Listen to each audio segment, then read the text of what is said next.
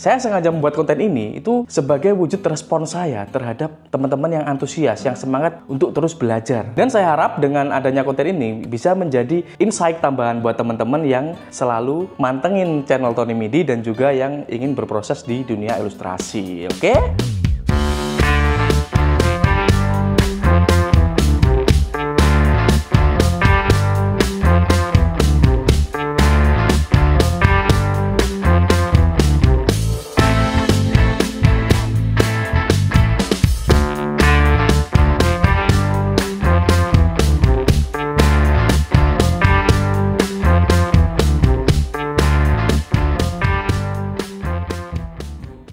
Halo teman-teman semua, apa kabar? Kembali lagi di channel Tony Midi Artworks. Nah, di konten kali ini saya khusus ingin menjawab pertanyaan-pertanyaan dari teman-teman di kolom komentar.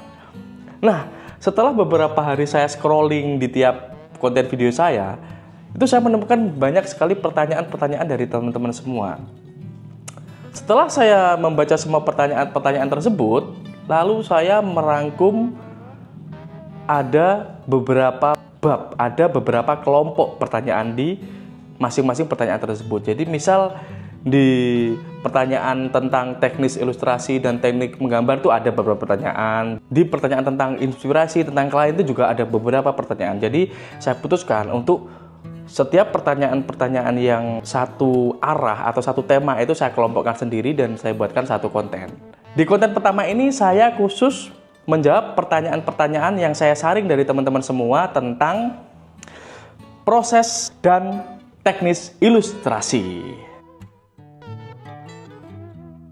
Dan saya harap dengan adanya konten ini bisa menjadi insight tambahan buat teman-teman yang selalu mantengin channel Tony Midi dan juga yang ingin berproses di dunia ilustrasi. Oke? Saya sengaja membuat konten ini itu sebagai wujud respon saya terhadap teman-teman yang antusias, yang semangat untuk terus belajar dan mencari ilmu. Semoga apa yang saya sampaikan ini bisa menjadi inspirasi buat teman-teman semua ya. Oke, pertanyaan pertama. Ini nggak saya sebutkan dari bro siapa enggak ya. Ini langsung saya bacakan aja. Butuh berapa jam biasanya untuk menyelesaikan satu karya detail gambar ilustrasi? Butuh berapa jam? Oke. Bagi seorang profesional, ya mungkin sejam 2 jam beres. Tapi bohong. Enggak bro. Jadi tahapannya begini.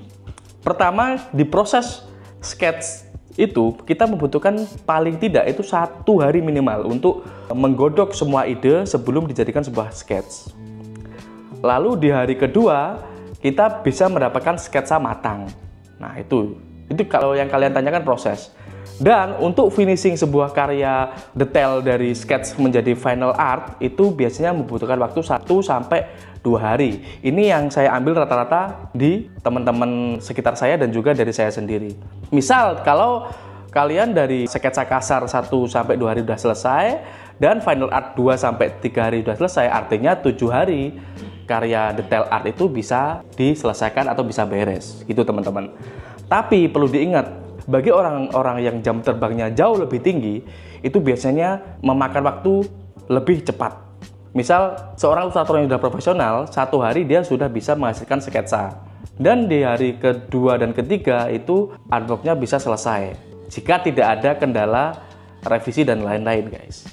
Oke, lalu jawaban pasti dari pertanyaan tadi itu memang tidak ada. Jadi kurang lebih rata-rata yang bisa kalian simpulkan di sini untuk menyelesaikan satu artwork detail itu mulai dari sketsa kasar sampai final art, anggap saja 7 hari itu normalnya.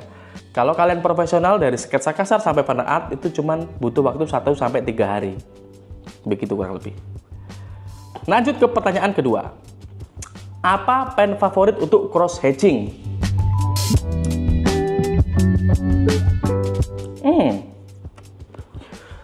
Pen favorit untuk cross hatching manual di kertas saya menggunakan Micron 05, Micron 05 sama Micron 01. Micron 05 ini untuk outline, yang di luar itu yang masih outline objek. Nah, Micron 01 itu untuk ink detailing. Itu pertanyaannya kalau pen favorit untuk cross hatching. Kalau jenis pen brush favorit untuk cross hatching di dalam Clip Studio Pen Pro, saya menggunakan fat pen dengan settingan seperti ini.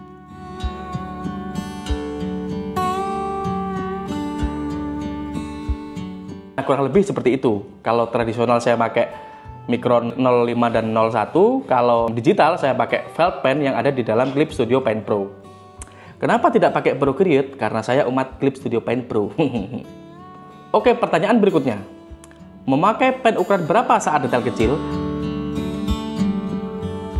Nah, kalau untuk tradisional drawing seperti yang saya sampaikan barusan, pakai Micron 01. Atau kalian bisa pakai merek lain, terserah, Micron ataupun ini juga ada merek lain, Blackliner. Ini juga oke. Atau Artline juga oke. Saya pakai 01 untuk detailing, 05 untuk outline. Kenapa kok saya memakai ukuran pensil lebih kecil dari outline ketika untuk detailing? Jadi misal outline 0,5, ini Micron, tapi ketika detailing saya pakai 0,1. Tentu alasannya adalah ketika detailing itu memang kita membutuhkan pen nib atau ujung pensil yang bisa menjangkau lekukan atau objek-objek kecil yang ingin kita eksekusi. Misal dalam satu gambar itu kan ada objek-objek kecil di sebelah atau di frame-frame ya kan. Kalau kita menggunakan pen dengan ukuran sama besarnya dari outline objek awal, itu kita akan susah ketika ingin meraih hasil detail yang bagus di bagian objek-objek yang kecil. Itu alasannya kenapa di proses detailing kita selalu membutuhkan ujung pena yang ukurannya lebih kecil dari ketika fine sketch atau outline. Begitu teman-teman. Nah, untuk di digitalnya pun seperti itu. Biasanya saya ketika lining di Clip Studio Pen Pro, biasanya kan saya menggunakan ukuran pensilnya itu 15 poin ya kan, untuk outline. Nah, ketika detailing itu saya pakai di 8 atau 10 poin. Jadi hasil yang digoreskan itu lebih kecil, lebih detail, dan bisa lebih menjangkau objek-objek yang perlu lebih terdefinisi. Kalau objeknya tidak dieksekusi dengan pensil kecil, nanti objeknya bisa jadi kurang terdefinisi. Seperti itu alasannya. Lanjut ke pertanyaan berikutnya. Berapa standar ukuran dokumen Tony MIDI atau standar ukuran dokumen di dunia? Wah, dunia. Freelance Illustrator. Nah, berapa standar ukuran dokumen? Nah, kurang lebih seperti itu. Kalau saya selalu menggunakan ukuran 31 x 4 cm dengan resolusi 600 dpi. Kenapa? Karena itu ukuran paling aman untuk diproduksi, guys.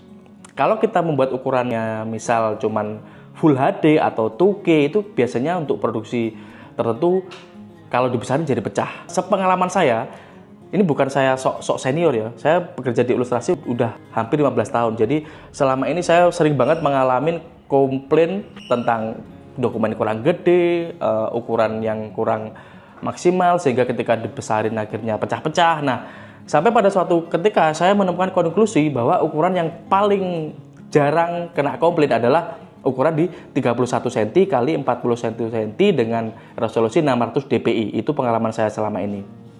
Dan di ukuran itu selalu ketika mau dibesarin itu juga masih aman, dikecilin pun sudah pasti aman. Jadi ukuran dokumen saran saya paling aman di 31 x 40 cm dengan 600 dpi.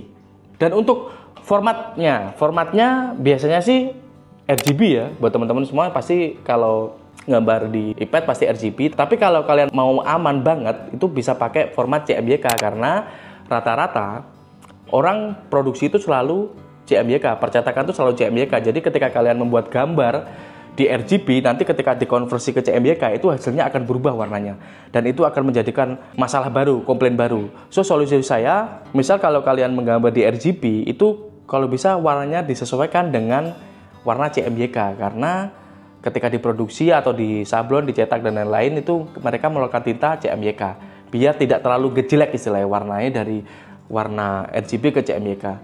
Jadi disesuaikan aja. Misal kalian menggambar warna merah, kuning, hijau di versi RGB itu biasanya lebih menyala, lebih neon kan.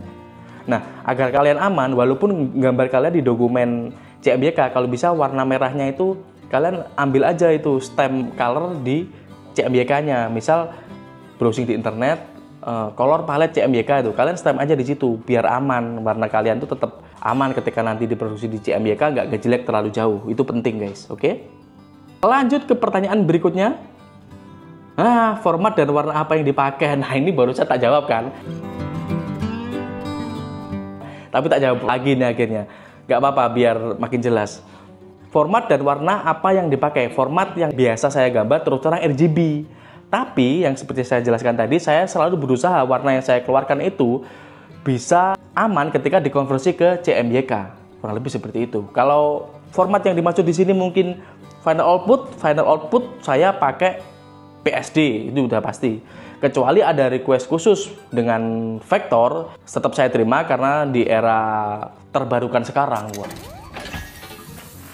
era terbarukan, era canggih sekarang itu kita bisa menggunakan feature AI untuk memproses karya kita menjadi vektor dengan mudah dan cepat.